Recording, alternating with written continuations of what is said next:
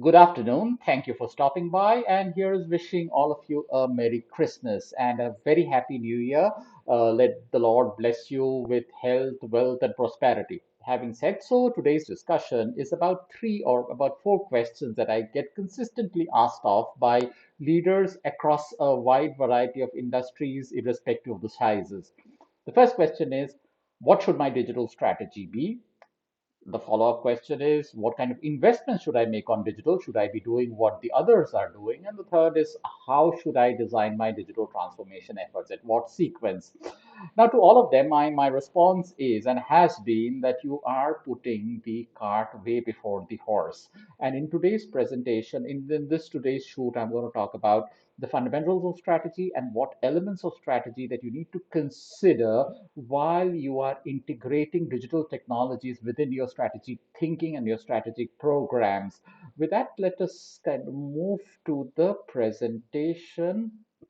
And my presentation is titled Integrating Digital into Your Strategy. And here is what I'm going to do is to say that how should incumbents or companies which are not digitally native integrate digital technologies into their strategies, and also answer the question that how the digital investments are consistent to the strategy and are set up to deliver value. Now, be able to define to be able to solve for this question, I need to kind of take you through a basic definition of strategy, break it down into components, and then see how a marquee organization has actually integrated digital into their strategic thinking process, and therefore it has delivered value. With that, there are strategies about competing to be unique versus competing to be the best. Because depending upon the context, there are multiple ways to compete, depending upon whom you wish to serve. And therefore, consequently, the worst error in strategy is to compete with your rivals on the same dimensions. If you are trying to compete with incumbents on the same dimensions, you would be in what is called strategic sameness, and therefore you will not be able to defend your position over time. That said, strategy in simple terms is about being unique, and a unique defensible position over time is the essence of strategy. Now, if I were to define, therefore, and I kind of break the strategy into a set of definitions, it is about a set of decisions or a distinct choice about a particular set of customers or markets that you wish to serve to deliver the advantage through a set of activities or functional actions. Simply put, I make a particular set of choices. These choices have to be consistent, mutually reinforcing about the markets that I want to serve, about the kind of customers that I want to serve, and thereby deliver value through a set of actions which are respective functions, which is HR, finance, logistics, and so on and so forth.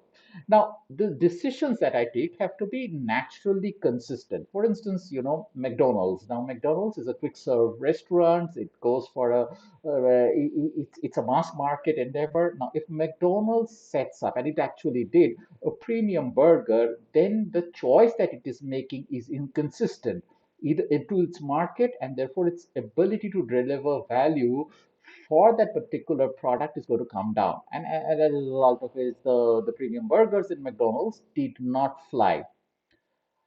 Now, therefore, strategy, the first important component of strategy is an outcome component, which is called advantage, which is the ability of the enterprise to deliver a wedge or create a difference between the willingness to pay of the customer and the cost that the enterprise incurs to deliver the product or the service, which is basically the margin. And therefore, then intuitively, there are only three possible combinations. You drive out costs, which is produce and distribute the product at a price which is relatively cheaper than your competitors, and without sacrificing the willingness to pay or without compromising on the pricing of the product. That's one possibility.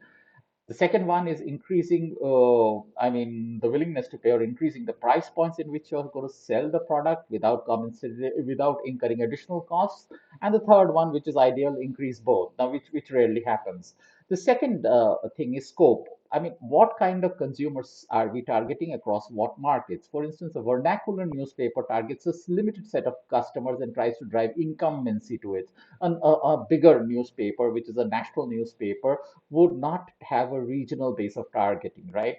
And therefore, you could have a mass market where you're serving a large pool of customers, or a niche, which is a premiumized product market, right? And the final thing is the activities. Now, activities is how you're internally set up. How does your supply chain get set up? How does your finance, HR, legal systems, distribution models get set up to be able to deliver the value? Now, therefore, simply put, a strategy, therefore, is a set of choice, a choice which has to lead into advantage, which has to have a sustainable way of creating and increasing the margins which it can defend over a period of time, over a set of predefined customers, which is the scope, through a set of activities which are integrated. So we have functional activities, which is supply chain, distribution, marketing, blah, blah, blah, other functional activities. All these three components need to fit together for a set of consistently for the organization to deliver value. Like most of us understand this intuitively, but in real life, where there are multiple decisions being taken over a point of time, inconsistency becomes natural. And it's like the organization needs to be recalibrated time and again to be able to focus on its strategy so that all its functional level activities are also consistent over time. Now let's understand this through a example of the Hindustan Unilever, which is a great FMCG company and an absolute behemoth. Now, what HUL tries to do, it's a choice is it has created a winning portfolio of brands across multiple categories, which is food and refreshment, and personal care, and home care, which is beauty and personal care being at 38% of its product basket, foods and refreshment 28%, and 32% being home care. And 16 of its brands are greater than 10 billion in size, of which five are digital first brands, and it has category leadership for 85% of its business. So the basic choice that Hindustan Lever is saying that I'm a house of brands. The way I create, engage, and distribute my brands is the way I create value, right? Across a market which is all of India. So it has a very broad market, and therefore it has a very distributed customer base, and its customers are 9 to 10% of Indian households. So it aims to capture 90% of the Indian population through its products. Now, to be able to do so, the deliverable, the advantage that Hindustan Lever is creating is mass affordability. None of its products are really uber premium, they're mass affordable, they're relevant where there is a market in place. It is obviously very high quality, it is available, and consumers within a particular category have multiple choices depending upon their willingness to pay. So Hindustan Lever strategically is a house of brands targeted across the segment of the Indian population, delivering mass affordability, choice, and relevant categories for all kinds of Indians across these three major categories, which is beauty, personal care, home care, foods, and refreshment. Now, to be able to do so, it has a proven model of market development, which is it is ability to understand what a consumer needs, converts itself into a brand or product design, which it can scale through a process of market development. It's the functional level algorithm. It has huge consumer connect where it engages with the consumer to build a loyalty over time. It has a distribution system through millions of kirana stores to be able to deliver the product as and when the consumer needs it. It's actually, if you think about it, it's an amazing marketing and a supply chain company, which has led to creating 90 new brands over the last 10 years, and it engages the consumer. And this is not a small consumer base, a huge consumer base. It can engage them with scale and make its product development even more sharper over a period of time. Now, this is the strategy of Hindustan Lever. So we have the three components: the choice it makes, the markets it serves, the advantages it produces, and therefore the activities that are required to deliver it. Now, the important question is what is therefore digital, or what is the impact of digital technologies in these components of strategy? And this is what Hindustan Lever actually did. They said that I will improve each of these processes by using technology, and let's kind of understand what it specifically did. And the first thing is it said that digital is basically amplifying my functional actions. So first of all, how do I pick up consumer signals? Now, this capabilities, see, as the country is becoming more and more digitally savvy with affordability of data, penetration of smartphone, data usages, and so on and so forth, a lot of people are spending, I mean, a large portion of the population is spending a lot of time on the net, and doing so, how do I capture the digital footprint? And therefore, Hindustan Lever is picking up consumer signals from online blogs, internet search trends, social media trends, helping the company to identify opportunities and craft better and better products. The People Data Center combines social and search data to provide leading edge consumer insights, which is the input to the process. The next part is the demand generation process. Demand driven marketing suite of leading edge capabilities to engage with the consumers in the digital space and ensure relevant, engaging, and personalized conversations. Like this initiative called Smart Pick is Hindustan Unilever's revolutionary way of driving market developments. Smart Pick is a sample box of HUL brands specifically curated through algorithms and targeted to customers through a digitally enabled end-to-end experience. So it's a try, experience, buy model where you can try more than 25 of India's finest brands across home care, personal care, and beauty care. And a Smart Picks box is sent to a prospective customer absolutely free with 3 or 4 brand samples curated for the particular persona. And after the trial, you can easily buy these products through a smart check-in checkout system. Now, what it is doing is that it is creating demand on at scale using digital technologies. This demand creation process was also done in the analog world, but as the world is moving towards a more digitized world and the digital economy is evolving, Hindustan Lever is changing its functional actions to be geared towards digital, the strategy remaining the same.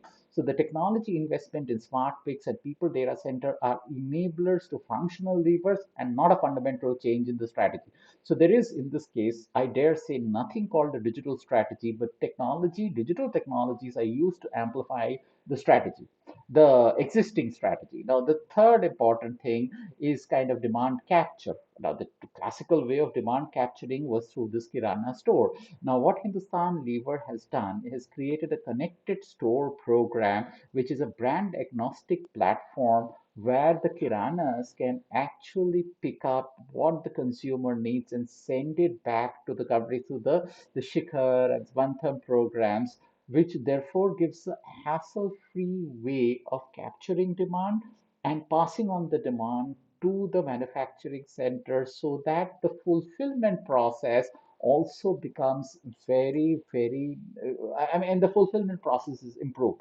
Now, this demand capture points actually are now the Kirana stores, and there is an app. Now you can see the two programs. It is the Connected Store program, which has multiple apps, the Shikhar and the Sabadhan programs, where the Kirana actually captures the demand and flows it through the data into the fulfillment process. Now, if you look at the fulfillment engine, now the fulfillment engine is basically trying to enhance consumer experience by processes which reduces the lead time, and therefore, through the agile planning process, the factories are creating the products as the demand gets evaporated and it is distributing it even faster.